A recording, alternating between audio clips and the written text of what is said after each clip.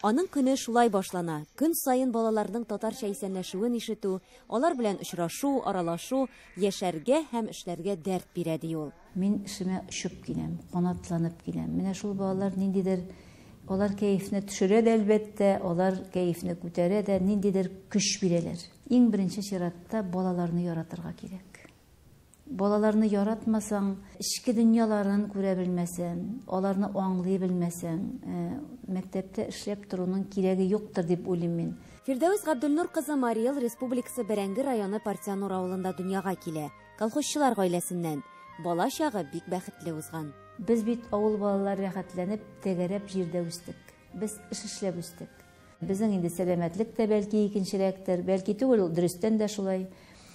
Хәзерге заман белән теге чордагы балаларны чагыштырып караган вакытта, әлбәттә инде балалар, инде алар нинди генә чорныкы булса да, алар балалар. Шуның өчен ул бала һәм аның чагасы да бар. Һөнәргә кызыксыну уятучы беренче мөгаллиме әтисе ягыннан туган булган Нурания исемле укытучы була. Мин аның инде дәфтәр тикшергәннәрен күзәтәдерем, кызыгып карыйдырым. Менә үземне хәтерлим, башлангыч мәктәптә укыган вакытта, шул заман укытучы кыяфәтенә кереп, әнинең мамык шәлләрен аркама куеп, урындыкларны тезеп, өйдә укытучы булып уйнаганым хәтеремдә. 8нче сыйныфны тәмамлагач, ГАЗ-53 машинасының арбасына утырып, Арча педагогика училищесына юл тотуын бүгенгедәй хәтерли.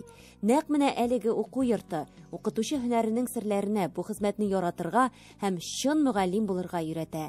Укуын тәмамлауга 19 яшьлек кыз Партянур урта мәктәбендә башлангыч сыйныф укытучысы булып эшли башлый. Шунда ук югары сыйныфларда музыка дәресе бирә. Менә шул миннән бик күпкә олы әниләр 19 яшьлек шушы яшь кенә кыздан ниндидер киңәшләр сорарга, ниндидер шунда үзләрендә туган сорауларга җаваплар алырга алар киләләр иде мәктәпкә.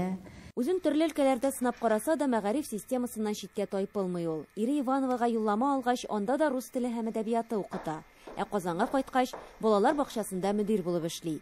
Шул вакытта ук беренчеләрдән булып анда татар төркеме туплаган. Совет районының 72нче мәктәбендә директор урынбасары булганда да, рус балаларына татар телен укыту буенча эшне нәкъ менә алар башлап җибәрә. Шәһәрнең, районның, хәтта республиканың бик күп мәктәпләреннән килеп шушы методиканы өйрәнделәр. Бу инде Игорь Львович Литвинов методикасы иде. 2001 елда Совет районында 20нче татар гимназиясе ачыла. Өр-яңадан башлар өчен эшли белгән, тырыш җитәкче кирәк була.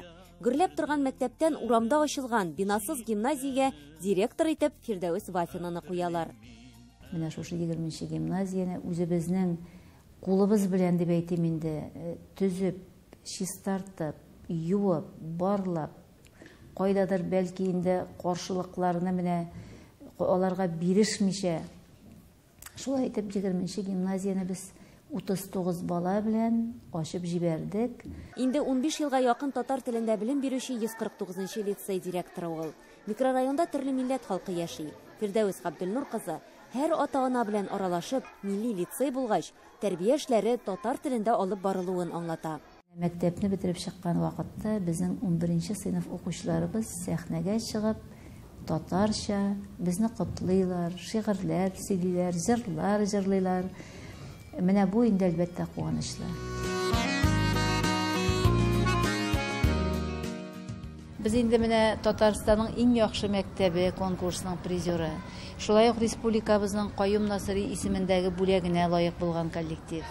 Аның өстенә 1000-лек грантка ия булдык. Бу Россия күләмендә үткән иң уңышлы мәктәп гранты иде. Без ул исемне дә ала алдык. Эш нәтиҗәләре, лицей турында сөйләгәндә аның күзләре яна. Шулай булмыйни. Булар барысы да иң беренче чиратта аның тырышлыгы. Укуда да, спортта да лицей алдынгылар рәтендә. Биредә җылы атмосфера тудырылган. Ул мәктәпне җылы бер балаларга рәхәт урын итү өчен үзенең бөтен көчен куя. Ул бик таләпчән җитәкче, ләкин шул ук вакытта һәрбер укытучының эш нәтиҗәсен вакытында күреп ала, бәяли, зурлый. Мине иң гаҗәпләндергәне шул, ул лицейдагы 1000-нән артык баланың һәрберсенең исемен дә белә, гаилә хәлен дә белә. Һәм чыгарылыш сыйныфларга аттестат тапшырган вакытта һәрбер баланың үзенчәлекле сыйфатларын әйтеп, искә алып, шундый матур итеп тапшыра. Укытучының мәктәптән чыккач та эше төгәлләнми, дәфтәрен дә тикшерергә, дәрес планын төзергә, өйне дә карарга кирәк. Эше тавык шүпләп бетермәслек. Фирдәүс Габделнур кызына иртәнгә кадәр дә мәктәптә утырырга туры килгәләгән. Бер вакытта да әгәр дә гаилә тарафыннан, менә якыннарың тарафыннан сине аңлау юк икән, әлбәттә, менә бу көнне төнгә бәйләп бу эшне алып барып булмый берничек тә. Шуңа күрә инде менә бер вакытта да мин кайда булдың, ник соң кайттың, нишләп йөрдең дигән сүзне минем ишеткәнем булмады. Шуңа күрә мин бик рәхмәтле. Улы һәм кызы Мәскәүдә яши, тормышта үз урыннарын тапканнар. Әтиләре кебек рәсем ясау, сызу, төзүчелек өлкәсенә киткәннәр. Бу ике бала, алар үзләренең тырышлыклары белән үстеләр. Чөнки мин бит инде һаман мәктәптә булдым. Бәлки инде минем аларга җылылык та җитмәгәндер, шулай бит, бәлки игътибар да җитмәгәндер. Кызым кисәк-кисәк әйтеп тә куя, син һәр вакытта чит балалар белән булдың дип. Бүген алар икесе дә бәхетле, шуңа күрә алар бәхетле булгач, без дә бәхетле. Аның энергиясе бик көчле, бер урында узак утырып тора алмый. Хәтта миңа кай вакытта әйтәләр менә завучларым, Фирдәүс Нурны, сез мәктәптә лә унаумы дип. Әле генә коридорның бу башында беренче катка төшәбез, сез инде монда дип. Шуңа күрә, беләсезме, мин башка һөнәр сайламас идем бүгендә. Әлбәттә катлаулы, әлбәттә авыр, ләкин шул ук вакытта аның бик матур, уңай, рәхәт яклары бар. Нәкъ үз урынында ул, балалар яратучы, татар җанлы директор. Бәйрәм белән сезне, Фирдәүс Габделнур кызы. Эльвира Хөснетдинова, Татарлар, Казан.